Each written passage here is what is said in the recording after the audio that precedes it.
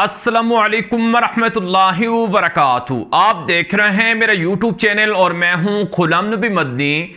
आज 6 फरवरी 2024 है और आज दिन है मंगल का। इस वीडियो में गजा और इसराइल के दरमियान जारी जंग के हवाले से ताज़ा तरीन खबरें हैं, नई अपडेट्स, नई मालूमात और डेवलपमेंट्स हैं, वो आपके सामने रखने जा रहे हैं। नाज़रीन किराम, गजा और इसराइल के दरमियान इस वक्त शदीद घुमसान की खूनी जंग चल रही है। इसराइली फौजें गजा के अंदर घुसी हुई हैं, जिनका मुजाहिदीन मुकाबला कर रहे हैं। मैदान जंग से मिलने वाली ताज़ा तरीन खबरें, इत्तलाआत और मालूमात मेरे सामने हैं, जो मैं आपके सामने बयान करूंगा, जिनसे आपको अंदाजा होगा कि गजा में इस वक्त यहूदी फौज के साथ क्या सलूक हो रहा है। आज की सबसे बड़ी धमाकेदार खबर आपके सामने रखेंगे कि गजा के खान यूनिस इलाके में और गजा शहर के मुख्तलिफ इलाकों में आमने सामने घुमसान की झड़पें चल रही हैं। मुजाहिदीन बिफरे हुए हैं, मुजाहिदीन डटकर मुकाबला कर रहे हैं और एक एक यहूदी फौजी को चुन चुन कर जहन्नम वासल किया जा रहा है।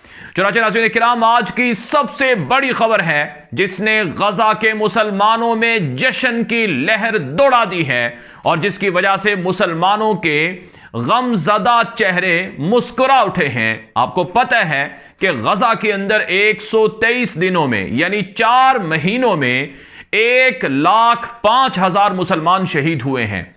गजा के मुसलमानों के पास खाने पीने को कुछ नहीं है और उनके लिए मुसलसल मुश्किलात हैं, लेकिन एक चीज उन्हें हौसला देती है और उनके अंदर खून बढ़ जाता है और उनके जो जज्बे हैं वो जवां हो जाते हैं। और वो ये है कि जब कभी मुजाहिदीन कोई बड़ी कार्रवाई करते हैं और दुश्मन को जब नुकसान बड़ा पहुंचाते हैं, तो मुजाहिदीन की इन कार्रवाइयों से गजा के मुसलमानों के हौसले बुलंद होते हैं और उन्हें एक तरह से तस्कीन होती है कि ठीक है, अगर हम कुर्बानियां दे रहे हैं, अगर हम शहादतें दे रहे हैं, तो हमारी ये शहादतें रायगा नहीं जा रही हैं। चुनांचे आज की बड़ी खबर आपके सामने रखूंगा। खबर इस वक्त मेरे सामने है कि मुजाहिदीन ने इसराइली फौज का एक और अपाची हेलीकॉप्टर मार गिराया है। जी हां नाज़रीन किराम, यह आज की बड़ी खबर है।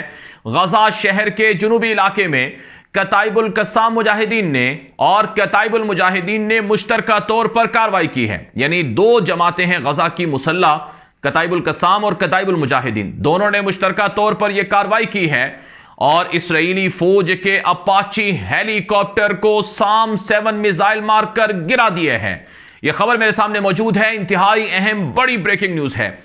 यह तीसरा अपाची हेलीकॉप्टर है जिसे मुजाहिदीन ने 4 महीनों में निशाना बनाया है।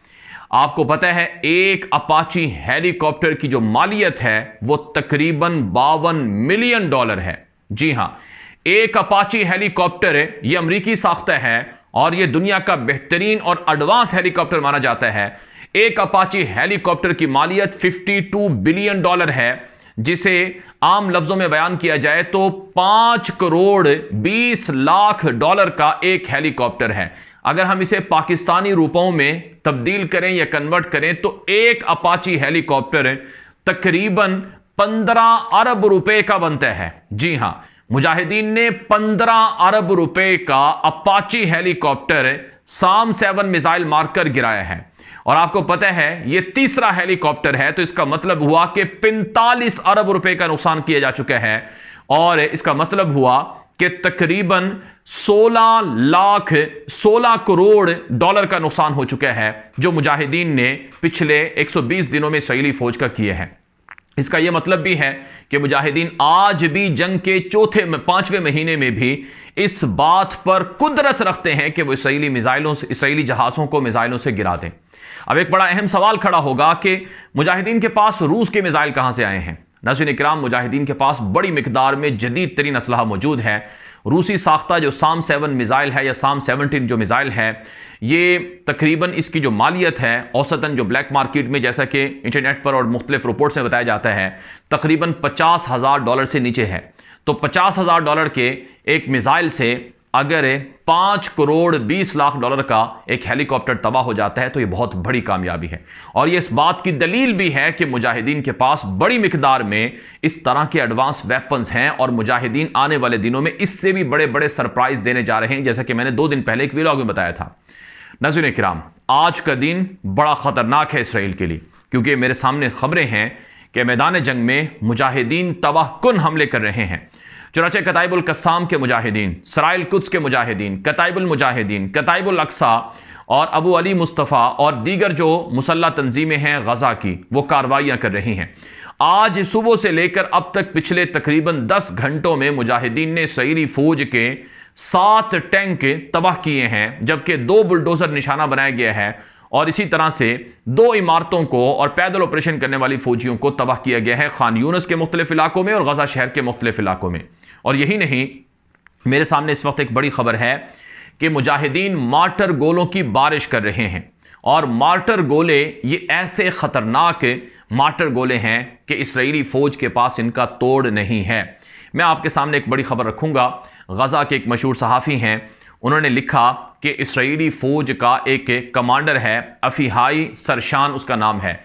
ये इसराइली फ़ौजी ब्रिगेड गिवाती से ताल्लुक़ रखता है। इसने कहा कि गज़ा में मुजाहिदीन हम पर मार्टर गोले ऐसे बरसा रहे हैं जैसे बारिश के कतरे होते हैं, जैसे बारिश की बड़ी बड़ी बूंदें और कतरे आकर गिरते हैं, ऐसे ही ये मार्टर गोले आकर हम पर गिरते हैं। उसने कहा कि कुतिल व उसीबल कफ़ीर मिनल जुनूद बिसबबिहा, कि हमारे बहुत से यहूदी फ़ौजी इन मार्टर गोलों की वजह से हलाक हुए हैं, ज़ख्मी हुए हैं।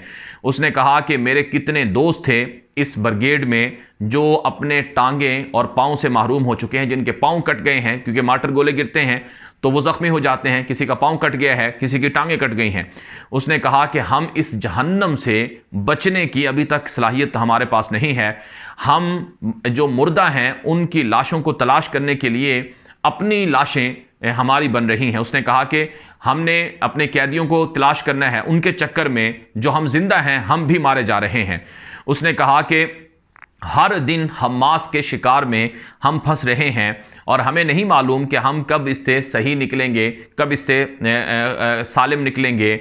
और हमारे जो कायदीन हैं यानी कमांडर हैं यहूदी फ़ौज के, उन्हें भी नहीं पता कि हम कैसे अपने कैदियों की लाशें तलाश करें, कैसे अपने ज़ख्मियों को तलाश करें। और हमें तो अब पता चला है कि गज़ा में हमारे साथ सलूक क्या हो रहा है। ये इसराइली फ़ौजी ने कहा है जो मुजाहिदीन के मार्टर गोले हैं। चुनांचे मेरे सामने इस वक्त एक बड़ी खबर है कि मुजाहिदीन के शदीद मार्टर गोले फायर हो रहे हैं और आज भी कुछ देर पहले इसराइल कुद्स के मुजाहिदीन ने इसराइली फ़ौजी ठिकानों पर मार्टर गोले बरसाए हैं। नाज़रीन किराम, अगर इसराइल के पास कुव्वत है तो वो मुजाहिदीन की ताकत को ख़त्म कर सकता था, लेकिन आज 124वां दिन है, 123वां दिन है, इसराइली फ़ौजें आज तक मुजाहिदीन की मार्टर गोलों की सलाहियत को ख़त्म नहीं कर सकी हैं। यानी मिसाइल भी हैं मार्टर गोलों में, कुछ शॉर्ट रेंज मिसाइल भी हैं जिनका मुजाहिदीन इस्तेमाल कर रहे हैं। बहरहाल नाज़रीन किराम, गज़ा के अंदर बड़ी शदीद झड़पें चल रही हैं और इसराइली फ़ौज की वाशियाना बमबारी भी गज़ा के मुख्तलिफ इलाकों में देखने को मिल रही है।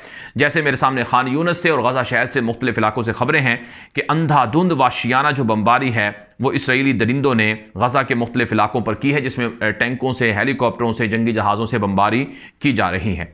अब मैं आपके सामने कुछ बड़ी खबरें रखूँगा। ये जो गज़ा और इसराइल की जंग है इसकी आग फैल चुकी है। चुनांचे नाज़रीन किराम, आज की एक और बड़ी खबर इस वक्त मेरे सामने है कि यमन के अंसारुल्लाह हूसी बिफर गए हैं। यमन की हुदूद से अमेरिका और बरतानिया पर कयामत ढा दी गई है। जी हां, आज एक और बाहरी जहाज पर यमन के अंसारुल्लाह हूसियों ने मिसाइलों से, बमबार ड्रोन तैयारों से हमला किया है, जिसके नतीजे में वो जहाज जलकर राख हो गया है। ये रिपोर्ट मेरे सामने है जब मैं वीडियो रिकॉर्ड कर रहा हूं। खलीज अदन एक बड़ा मशहूर जगह है, वहां पर इस जहाज को निशाना बनाया गया है। आज सुबह भी, फजर के बाद भी 2 अमेरिका और बरतानिया के जहाज़ों को टारगेट किया गया था और अब यह तीसरा जहाज़ है आज के दिन में, 6 फरवरी के दिन में, जिसको यमन के अंसारुल्लाह हूसियों ने टारगेट किया है, निशाना बनाया है। बरतानिया का जो बाहरिया का इदारा है उसने रिपोर्ट दी है कि जहाज़ में आग लगी है और उसके करीब धमाके हुए हैं। हमें यह मालूमात मिली हैं। नाज़रीन किराम, यह तीसरा जहाज़ है जो आज के दिन यमन के अंसारुल्लाह हूसियों की जानिब से टारगेट किया गया है। और इस वक्त जो मेरे सामने ताज़ा तरीन ब्रेकिंग न्यूज़ है कि यमन के अंसारुल्लाह हूसी मुसलसल इसराइल और अमेरिका, इसराइल का तो कोई जहाज़ वैसे आ जा नहीं रहा है, सिर्फ अमेरिका और बरतानिया के जहाज़ हैं, उन पर हमले कर रहे हैं। चुनांचे खबर इस वक्त मेरे सामने मौजूद है कि अमेरिका और बरतानिया परेशान हो चुके हैं कि यमन के अंसारुल्लाह हूसियों से कैसे निपटा जाए।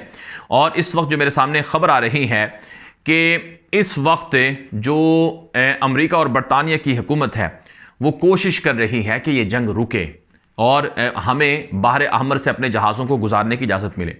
नाज़रीन किराम, ये जो नुकसान हुआ है यमन के अंसारुल्लाह हूसियों के हमलों की वजह से, ये बहुत बड़ा नुकसान है। तकरीबन 200 अरब डॉलर से 250 अरब डॉलर का नुकसान तो सिर्फ इसराइल का हो चुका है। इसराइल की बंदरगाहें वीरान हैं। जब किसी मुल्क में कोई समंदर के जरिए से तिजारत नहीं होगी, इसराइल की तो तिजारत 99% होती है, 99% जो तिजारत है इसराइल की वो समंदर के जरिए से होती है।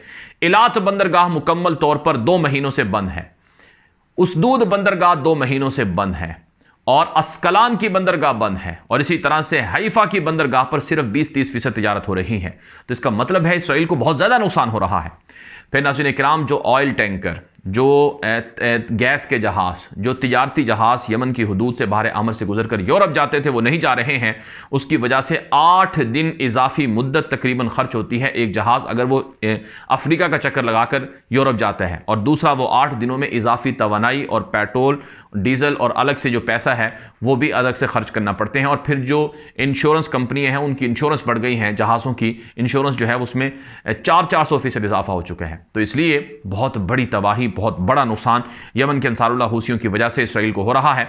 फिर यही नहीं, लबनान की हुदूद से इसराइल पर ताबड़तोड़ हमले चल रहे हैं। मेरे सामने एक बड़ी ब्रेकिंग न्यूज़ मौजूद है कि हिजबुल्लाह ने बताया है कि हमने इसराइली जो टैंक हैं और उनकी जो फौजें हैं उन्हें निशाना बनाया है। महिता एक जगह है वहाँ पर, और हमने दुश्मन पर मार्टर गोलों की बारिश की है, और हमने रिवायती जो तोपें हैं उनसे मिसाइल दागे हैं, और दुश्मन को बड़ा भारी नुकसान पहुंचा है। ये हिजबुल्लाह की जानिब से बताया गया। कल भी हिजबुल्लाह ने 20 से ज़ायद मिसाइल दागे थे इसराइल पर, और आज भी सुबह से लेकर अब तक तकरीबन 5 से ज़ायद मिसाइल और इसके अलावा 10 बड़ी कार्रवाइयाँ हिजबुल्लाह की जानिब से की जा चुकी हैं, जिनका बयान उन्होंने बताया है। दूसरी तरफ नाज़रीन इकराम, जो इस वक्त मेरे सामने खबर आ रही है कि इसराइली फ़ौज ने गज़ा के अंदर मज़ीद यहूदी फ़ौजियों की ज़ख्मी होने का एतराफ़ किया है। रिपोर्ट के मुताबिक 429 ऐसे फ़ौजी हैं जो बहुत ख़तरनाक तौर पर ज़ख्मी हैं और उनका बचना बहुत मुश्किल है।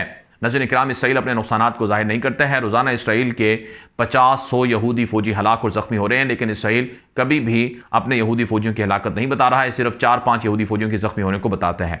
फिर एक और बड़ी ब्रेकिंग न्यूज़ मेरे सामने है कि इसराइली फ़ौज की मुसलसल गोलाबारी हो रही है खान यूनस के अलमनारा इलाके में और खान यूनस के दीगर वसती इलाकों में, और इसराइल खान यूनस को फतह करने के लिए एड़ी चोटी का जोर लगा रहा है, लेकिन मुजाहिदीन के भी ताबड़तोड़ हमले चल रहे हैं। फिर आज की एक और बड़ी खबर आपके सामने रखेंगे। इसराइल के गासिब सहयूनी दरिंदों ने गजा के मुसलमानों के लिए इमदादी सामान लेकर आने वाले काफिलों पर हमला कर दिया है। इसराइली टेलीविजन 12 की रिपोर्ट के मुताबिक 132 गाड़ियां थीं जो इमदादी सामान से लदी हुई थीं, जो करम अबू सालिम के नाम से जो बॉर्डर है वहां से गुजर कर वो गजा के अंदर आना चाहती थीं, लेकिन उन पर हमला किया गया। और इस हमले के दौरान यहूदी मुतशद्दद दरिंदों ने कहा कि हम गजा के मुसलमानों को न पानी पीने के लिए देंगे, न खाने के लिए कुछ देंगे, उन्हें यूं ही तड़पता हुआ देखेंगे। चुनांचे नाज़रीन इकराम, खबरें आ रही हैं कि जो करम अबू सालिम बॉर्डर से जो इमदादी सामान के काफिले आ रहे थे उन पर जब यहूदी आबादकारों ने हमला किया तो बताया जाता है इसराइली फौज और पुलिस जो है वो उनका मुंह देखती रह गई और उन्होंने उन्हें रोका नहीं। दरअसल ये इसराइल खुद करवा रहा है और इसराइल खुद गजा के अंदर इमदादी सामान के काफिलों को दाखिल होने की इजाज़त नहीं देता है, क्योंकि उन्हें पता है अगर ये इमदादी सामान काफिले गजा में जाएंगे तो इससे फिर गजा के मुसलमान मजीद इसराइल से लड़ने के लिए ताकतवर होंगे। फिर एक और बड़ी खबर आ रही है, बाकायदा वीडियो आई है जिसे मैंने अपने एक्स अकाउंट पर भी नशर किया है कि इसराइली पुलिस और मुजाहिरीन के दरमियान झड़पें हुई हैं। किस बात पर झड़पें हुई हैं कि इसराइली दारुल हुकूमत तल अबीब में मुतशद्दिद यहूदियों ने एहतजाज किए हैं। किस बात पर एहतजाज किया कि गजा की जंग को बंद ना करो और गजा के अंदर इमदादी सामान जाने की इजाज़त ना दो। अगर गजा के अंदर इमदादी सामान जाने की इजाज़त दी जाएगी तो ये हम कबूल नहीं करेंगे। चुनांचे पुलिस और मुतशद्दिद यहूदियों में झड़पें हुई हैं। याद रहे नाज़रीन इकराम, जो इसराइल के मुतशद्दिद यहूदी हैं वो इस वक्त हुकूमत में भी हैं और नेतन्याहू की हुकूमत का वो हिस्सा हैं, जिनकी वजह से ये जंग अब तक जारी है। क्योंकि मुतशद्दिद यहूदी वज़रा जैसे कि एतमार बिन गफ़ीर है, समुतरिश है जो वज़ीर ख़ज़ाना है, कौमी सलामती का वज़ीर एतमार बिन गफ़ीर है, इन्होंने कहा है कि अगर नेतन्याहू तुमने जंग बंद की तो फिर हम तुम्हारी हुकूमत से अलग हो जाएंगे। तो इसलिए बड़ा जुल्म हो रहा है गजा के अंदर। फिर नाज़रीन इकराम, एक और बड़ी खबर इस वक्त मेरे सामने है, ब्रेकिंग न्यूज़ है कि फ्रांस की पार्लियामेंट का एक वफद मिस्र और गजा के दरमियान जो बॉर्डर एरिया है, रफा क्रॉसिंग बॉर्डर, उसका उन्होंने विजिट किया है। और फ्रांस की पार्लियामेंट के वफद ने बयान जारी करते हुए कहा है कि यूरोपीय पार्लियामेंट और यूनियन पर लाजिम है कि वो गजा की जंग को रुकवाए और गजा में इंसानी जो हुकूक की पामालियाँ हैं इनको रोके। जो फ्रांस की पार्लियामेंट का वफद आया है उसने ये भी कहा कि इसराइल जो हमले कर रहा है ये हमास को ख़त्म करने की कोशिश नहीं है, ये सिर्फ़ और सिर्फ गजा के आम शहरियों को कत्ल करने के मंसूबे हैं। लिहाजा हम फौरी तौर पर मुतालबा करते हैं कि इसराइल के साथ असलहे के जितने मुआहदे हैं फ्रांस वो मुअत्तल कर दे। जी हाँ, ये बड़ी ब्रेकिंग न्यूज़ है। फ्रांस की पार्लियामेंट के वफद के जो सरबरा आए हैं उसने ये कहा है कि हम मुतालबा करते हैं कि इसराइल को फ्रांस असलहा देना बंद करे, क्योंकि यह असलहा गजा के आम मुसलमानों को, आम शहरियों को कत्ल करने के लिए इस्तेमाल हो रहा है। फिर आज की एक बड़ी खबर मेरे सामने मौजूद है कि इसराइली फ़ौज की बमबारी के नतीजे में आज सुबह से खान यूनस के इलाके में अब तक के 18 मुसलमान शहीद हो चुके हैं, जबकि ज़ख्मियों की तादाद 100 से भी ज़ायद है। फिर एक और बड़ी खबर आ रही है कि इसराइली फ़ौजें जहां बमबारी करती हैं वहां जो एम्बुलेंस हैं या जो हस्पताल का अमला है, तिब्बी अमला है, उसे भी जाने नहीं देती हैं। और फिर खान यूनस के मुख्तलिफ हस्पतालों का इसराइल ने शदीद मुहासरा कर रखा है, जिससे लोगों को बहुत ज़्यादा परेशानी का सामना करना पड़ रहा है। चुनांचे इस वक्त मेरे सामने एक बड़ी खबर मौजूद है कि इसराइली फ़ौज ने जो हॉस्पिटल नासिर के नाम से है उसका मुहासरा कर रखा है और वहाँ पर बहुत 650 ऐसे मरीज़ हैं जिनकी हालत बहुत ख़तरनाक है, लेकिन उनके लिए अद्वियात भी दस्तयाब नहीं हैं। तो ये जुल्म हो रहा है इसराइल की जानिब से और ये दरिंदगी इसराइल की जानिब से चल रही है। आज की एक और बड़ी खबर आपके सामने रखेंगे। इसराइल कुद्स के मुजाहिदीन ने बताया है कि हमने इसराइली फ़ौज को एक इमारत में टारगेट किया है। एक इमारत में यहूदी फौजी पनाह लिए हुए थे। हमने गजा के मगरबी इलाके में उस इमारत को जो TBG मिसाइल हैं, इमारतों को तबाह करने वाले, उनसे निशाना बनाया है और दर्जनों यहूदी फौजी उस मौके पर हलाक और जख्मी कर दिए गए हैं। यह इसराइल कुद्स की जानिब से एक ताज़ा तरीन ब्रेकिंग न्यूज़ है जो मेरे सामने है। फिर आज की एक और बड़ी खबर मेरे सामने है कि अमेरिका का वजीर खारजा एंटोनी ब्लिंकन खित्ते के दौरे पर है। उसने गुज़श्ता रोज़ सऊदी अरब का दौरा किया था। सऊदी वली अहद और दीगर हुकाम से उसकी मुलाकातें हुई थी। आज की खबर के मुताबिक मिस्र का जो सदर है अब्दुल फत्ताह सीसी, उससे मुलाकात की है अमेरिकी वज़ीर ख़ारजा एंटोनी ब्लिंकन ने और गजा की जंग को रोकने के हवाले से जो मामलात हैं उन पर तबादला ख्याल किया गया है। अमेरिका अब ये जंग बंद करवाना चाहता है क्योंकि अमेरिका को इस जंग की वजह से बहुत बड़ा नुकसान हो चुका है। आपको पता है आज से 2 महीने पहले जब अक़वाम मुत्तहिदा की सलामती कौंसिल में करारदादें चाइना और रशिया लाया था कि ये जंग बंद की जाए, तो उस वक्त अमेरिका ने कहा कि जंग को बंद नहीं करेंगे क्योंकि इससे फायदा हमास को होगा। अब अमेरिका मिन्नत समाजत कर रहा है कि खुदा के लिए हमास जंग बंद करो। क्यों? क्योंकि इसराइल और अमेरिका बेबस हो चुके हैं। ना तो वो हमास को पकड़ सके हैं, ना उनकी सुरंगें पकड़ सके हैं, ना उनके मिसाइल पकड़ सके हैं, ना उन्हें ख़त्म कर सके हैं।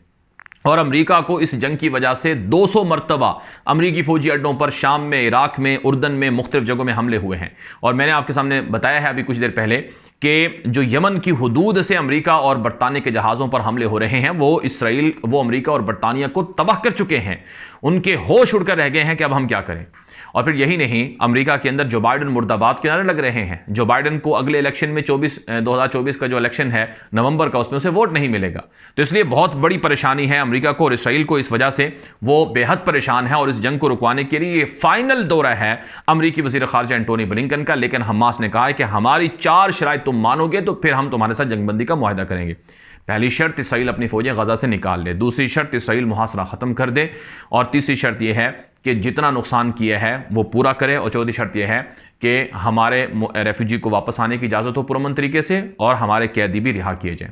ये अब तक की अहम तरीन मालूमात हैं, खबरें हैं, डेवलपमेंट्स हैं जो अब तक पहुँचाई गई हैं। मजीद इस तरह की मालूमात और खबरों के लिए आप हमारा यूट्यूब चैनल है गुलाम नबी मद्दी, उसे फॉलो करें, सब्सक्राइब करें, आगे नशर करें ताकि ज़्यादा से ज़्यादा लोग मालूमात हासिल कर सकें। और इसके साथ साथ हमारा नया व्हाट्सअप का नंबर है, आप इसे लाजमी फॉलो करें। पुराना नंबर जो था वो बंद कर दिया गया है। उस पर हमारे बहुत से व्हाट्सअप के ग्रुप्स भी थे, बहुत से लोग उसमें शामिल भी थे। मुमकिन है उन तक अब हमारी मालूमात व्हाट्सअप के जरिए से नहीं पहुँच सकेंगी। तो आप हमारे नए व्हाट्सअप नंबर को अपने पास महफूज करें और जो आपको लिंक मिले उसे फॉलो करें ताकि आप हमारे नए ग्रुप्स के अंदर शामिल हो जाएं। और इससे भी ज़्यादा अहम यह है कि आप हमारे एक्स अकाउंट को फॉलो कर लें और हमारे टेलीग्राम चैनल को फॉलो कर लें, क्योंकि वहाँ पर हम वीडियोज़ और तस्वीरें मैदान जंग की नशर करते हैं जो यहाँ आप तक नहीं पहुँचा सकते हैं। तो इसलिए आप इन तमाम प्लेटफॉर्म को फॉलो करेंगे तो आपको मालूमात मिलती रहेंगी। इजाज़त दीजिए। अस्सलाम वालेकुम रहमतुल्लाहि व बरकातहू।